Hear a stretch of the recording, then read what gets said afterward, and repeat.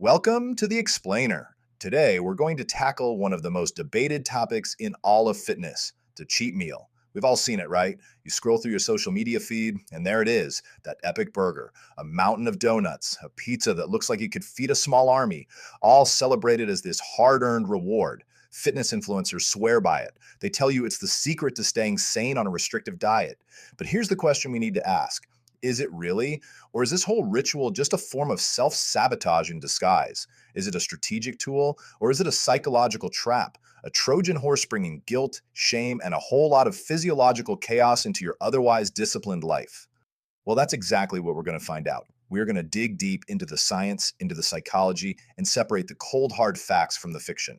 We're going to uncover whether this thing you look forward to all week is actually helping you bust through plateaus, or if it's secretly wrecking your progress, messing with your metabolism, and maybe most importantly, destroying your relationship with food. I promise you, the answer is probably not what you think, and it might just change the entire way you look at your diet. Before we jump in, don't forget to like, share, and subscribe, and check out the links in the description if you're looking for a real estate agent in your market or you need life insurance. My team and I can help you anywhere nationwide. So here's our game plan for today. First, we're going to get into the psychology of it all. We need to understand why the way we think about our food can be way more powerful than the food itself.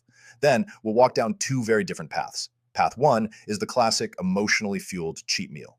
Path two is its much smarter, more strategic cousin, the refeed. We'll put them in the ring, head to head, and by the time we're done, you're going to have a clear, actionable game plan to get the results you want without all the mental drama. Okay, so where do we begin? Not with counting calories, not with carbs versus fats. We start with what's going on up here in your head. Because believe it or not, before a single calorie has a physiological effect, your mindset has already done most of the work, or most of the damage. The stories we tell ourselves about our meals, the labels we put on them, can have an impact that lasts way longer than the food itself. This, right here, is the foundation for everything else we're about to discuss. And this quote from Dr. Eric Truxler, man, it just hits the nail on the head. We are obsessed with the physical fallout, aren't we? We have that big meal, and what's the first thing we do the next morning? We step on the scale, holding our breath, just dreading that number. We convince ourselves we've completely undone an entire week of perfect eating and hard workouts. But what the science tells us is that's just a distraction. Your body is incredibly resilient.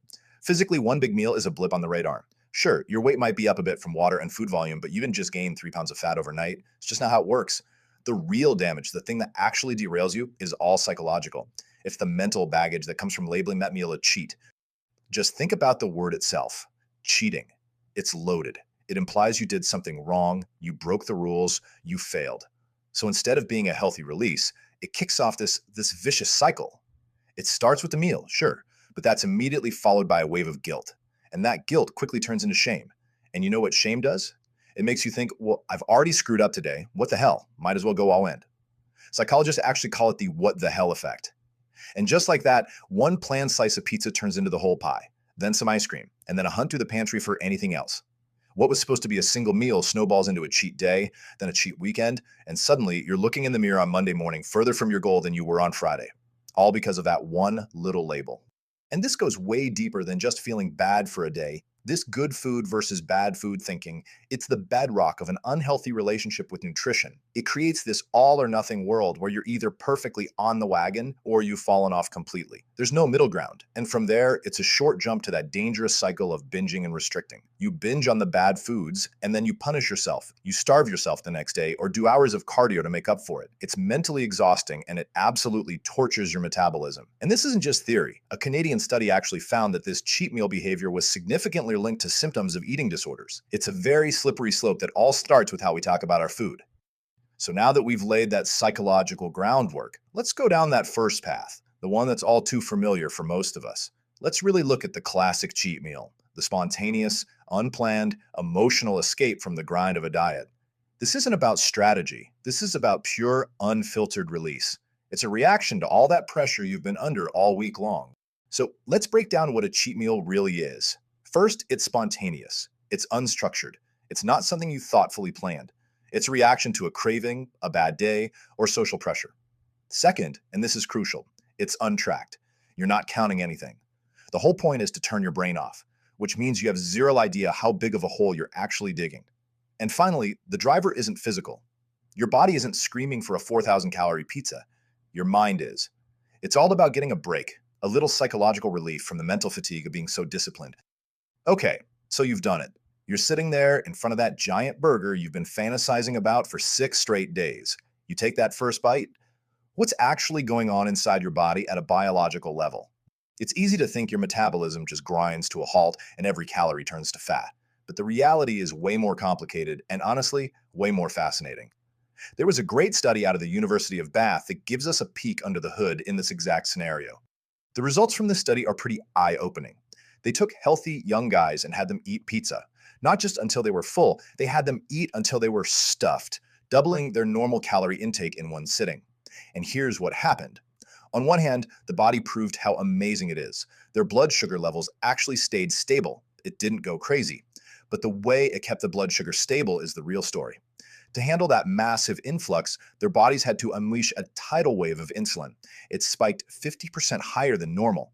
Now, insulin is the master storage hormone. Its job is to get nutrients out of your blood and store them away. And when the insulin is that high, your body is in maximum storage mode. It's shuttling stuff into muscle, yes, but it's also incredibly efficient at storing it in your fat cells. And the aftermath? You know it? A massive food come up. The guys felt sleepy, lethargic, completely unproductive. Not exactly the rebound you're looking for. All right, let's bless the biggest myth of all, the justification we've all heard, maybe even used ourselves. The idea that a massive cheat meal will shock your system, fire up your metabolism, and turn you into a fat-burning furnace. It's a pretty sweet deal if it's true, right? That this huge indulgence is actually a secret strategic move. But is there a shred of scientific truth to it? Or is it just a nice story we tell ourselves to feel better about the binge? To get to the bottom of this, we need to talk about a hormone called leptin. Think of leptin as your body's fuel gauge. It's made by your fat cells, and it tells your brain how much energy you've got on board. When you're eating normally, leptin levels are high, and your brain's happy. It keeps your metabolism humming and your appetite in check. But when you diet for a while, your body fat drops, and so does your leptin. The fuel gauge is reading low, and your brain interprets this as a sign of famine. So it does what it's designed to do for survival. It slows your metabolism down to conserve energy and cranks up your hunger to make you go find food. Now, a huge meal, especially one with a lot of carbs, can give leptin that temporary little bump, telling your brain, just for a moment, that the famine is over. But here's the fine print where the whole myth just completely falls apart. The math doesn't work. Not even close. That little boost you get to your metabolism is microscopic, and it lasts for a few hours at best. Let's just do some simple numbers. Let's say you go out and crush a 3,000 calorie cheat meal. Being generous, this might increase your metabolic rate by, say, 7% for a few hours. That means you might burn an extra 50, maybe 70 calories total. It's nothing. It's like trying to bail out the Titanic with a coffee mug. The insane number of calories you just ate completely buries any tiny metabolic benefit. You can't outrun a bad diet, and you sure as hell can't outburn a massive cheat meal with a tiny little hormonal flicker. It doesn't just cancel out your deficit for the day, it can wipe out your entire week's progress. So, if the classic cheat meal is a trap, what's the alternative? Is there a better way to get a break from dieting that doesn't send you backward? Yes, absolutely. And that brings us to path number 2, the refeed. If the cheat meal is an emotional outburst, the refeed is a calm, calculated, scientific strategy. It's the smarter way. Now, I want you to listen carefully to the words we're using here. They are a world apart from cheating. A refeed is planned. It's intentional. It's a scheduled part of your program, not a moment of weakness. It's a short, structured event, usually 1 or 2 days.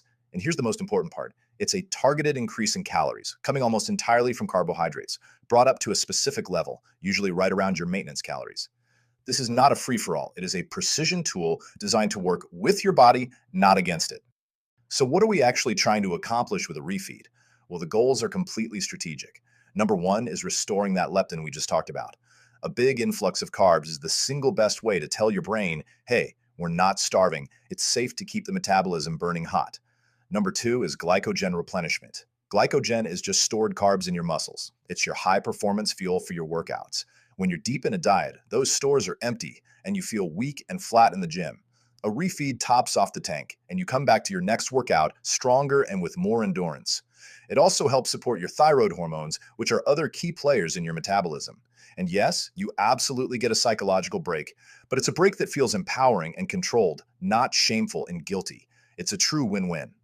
Now, as we get into the nuts and bolts of how to do this, it's a good reminder that having a solid plan is what separates success from failure in pretty much anything.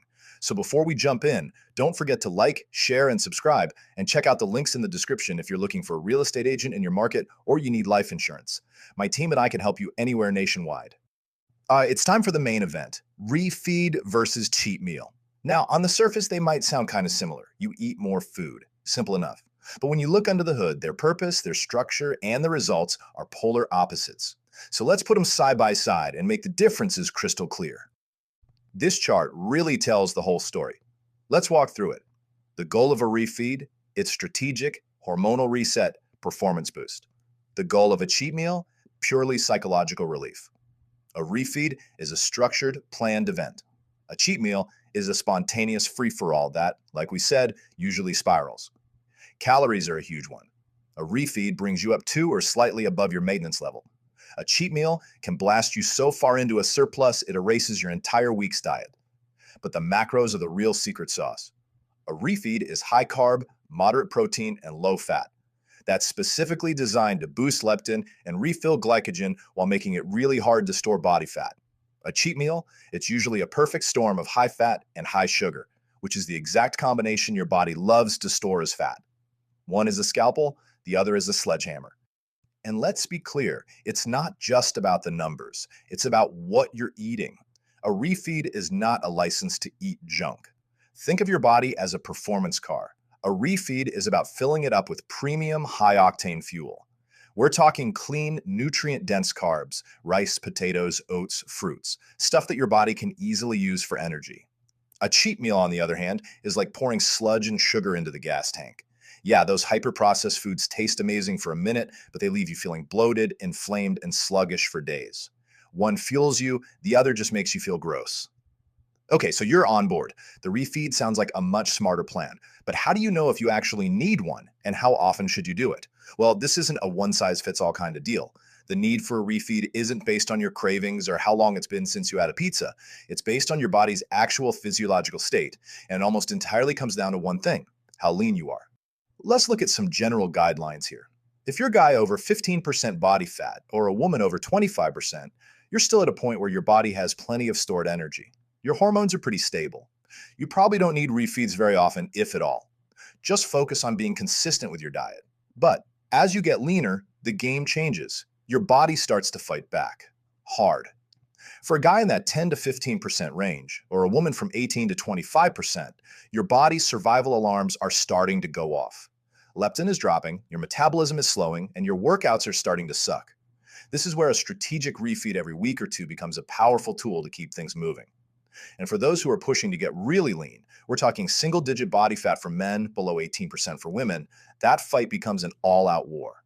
At that point, a refeed every 5 to 7 days can be absolutely essential just to keep making progress and preserve your sanity.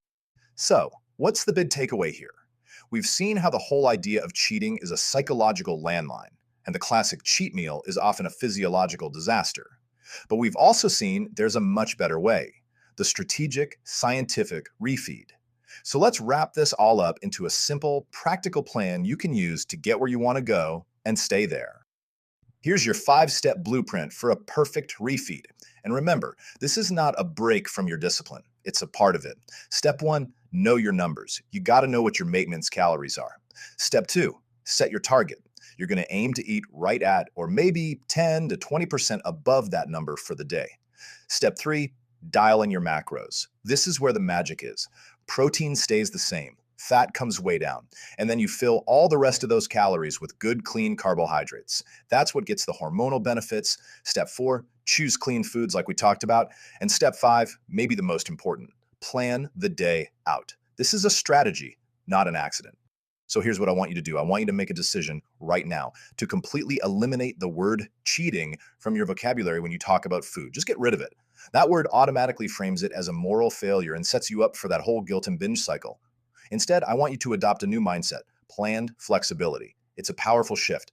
It acknowledges that being 100% perfect isn't realistic, and it's not even required for amazing results. Real long-term success is not about perfection. It's about consistency inside a smart, flexible, and intentional plan. And this final quote from Dr. Trexler really brings it home. A healthy relationship with food isn't about living in fear. Food is more than just macros. It's social, it's cultural, it's part of our lives.